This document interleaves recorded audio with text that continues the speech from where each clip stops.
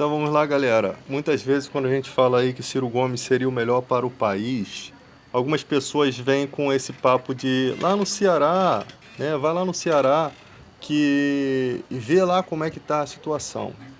Vocês precisam entender uma coisa. Vocês sabem como que está a política corrupta lá dentro. Você está vendo aí um monte de esquemas, um monte de políticos corruptos.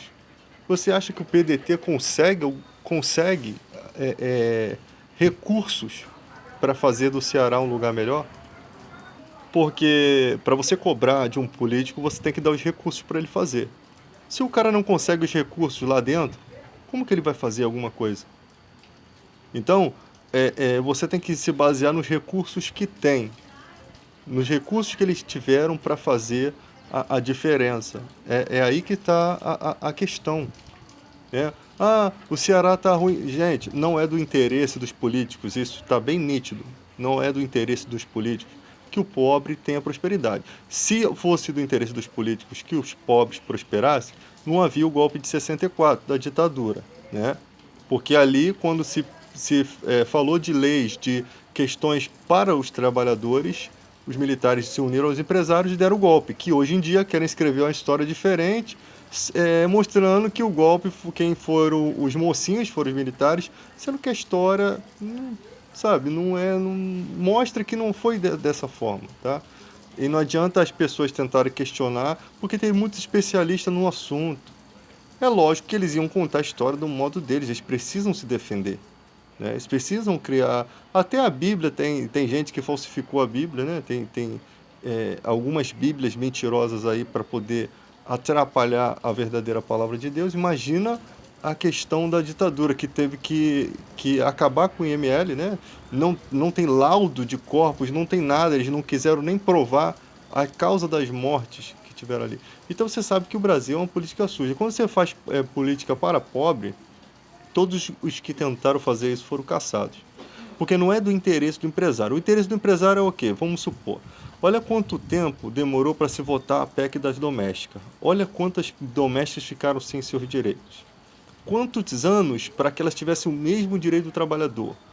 Isso é o artigo o artigo da Constituição, se eu não me engano, o quinto artigo, diz que todos são iguais perante a lei. Então, se você tem carteira assinada, tem todos os direitos, aquela pessoa também tem todos os direitos. Mas aí entra nas questões de direito, de advogado, que não vai me convencer de que eu estou certo. Não vai me convencer.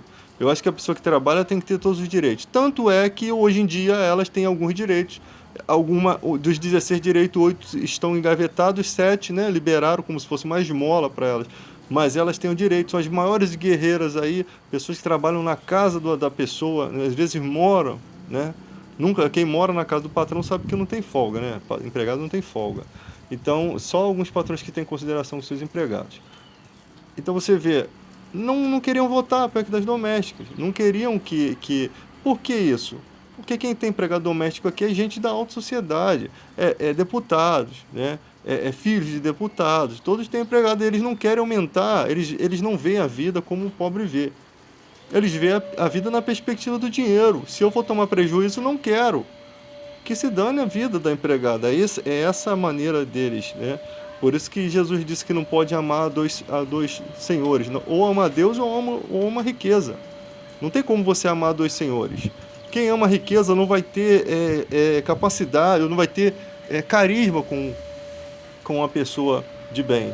Ela ama o dinheiro é mais importante. O amor ao dinheiro é idolatria, é adorar o Deus de Mamon.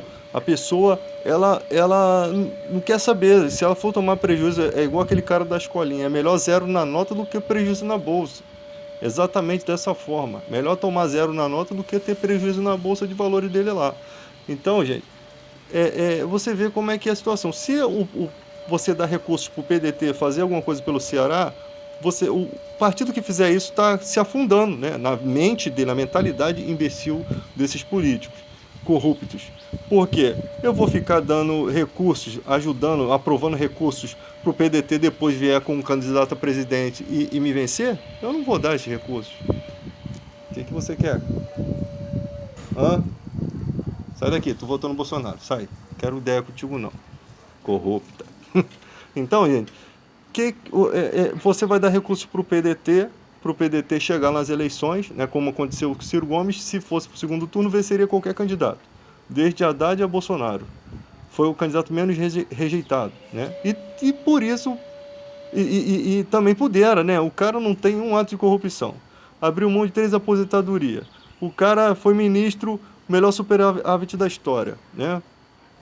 Foi prefeito lá, foi governador do Ceará, teve todos direitos à aposentadoria, elevou o IDEB, se não me engano, do Ceará, do 12º para o 4º lugar. Tem todo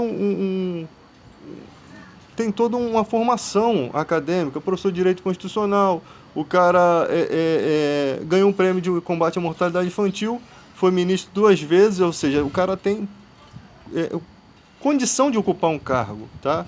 É diferente de Bolsonaro, o cara tem condições de ocupar um cargo. Quando o Ciro começa um debate, e eu chamo vocês para ver esses debates dele, que são muitas sabatinas, é totalmente diferente de Paulo Guedes. Paulo Guedes não quer passar pela sabatina da Previdência.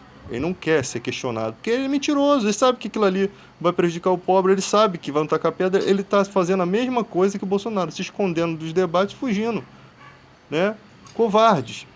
Então, Ciro Gomes já começa o debate quando ele vai na emissão de televisão. Eu quero que você aponte alguma vez que eu respondi na justiça por alguma coisa que eu fiz de errado na política, né?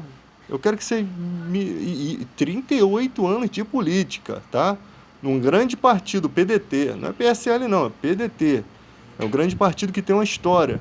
O povo preferiu esse troglodita que está aí. Fique com ele. Se vocês que votaram no Bolsonaro estão gostando da reforma da Previdência, do jeito que está, tomara que passe. Estão gostando? Tomara que passe. Eu já falei, eu sei viver em qualquer situação. Qualquer situação de vida que se apresentar, eu tenho fé. Eu vejo as pessoas morrendo na África de fome. Eu vou ficar murmurando aqui no Brasil por conta de situações difíceis. Tenho força para trabalhar, para correr atrás. Mas eu sei que muita gente não vai ter essa condição, não. Se vocês querem passar essa reforma, deixa passar, do jeitinho que tá. Agora, o que não pode é vocês ficarem calados e não dar o braço a torcer, né? Ficarem calados, estão consentindo com o erro. E sabe que a gente está reclamando, não é porque a reforma da Previdência não tem que ser feita, mas porque existem pontos nela criminosos. Você tirar 40% da multa do FGTS do idoso, quando ele vai se aposentar e eles estão querendo acabar com essa multa, é lei para empresário. Se você é tão ridículo que não entende isso é lei para empresário. Não é necessário isso. A reforma do trabalhista não ia gerar emprego? Cadê os empregos gerados? Cadê os empregos?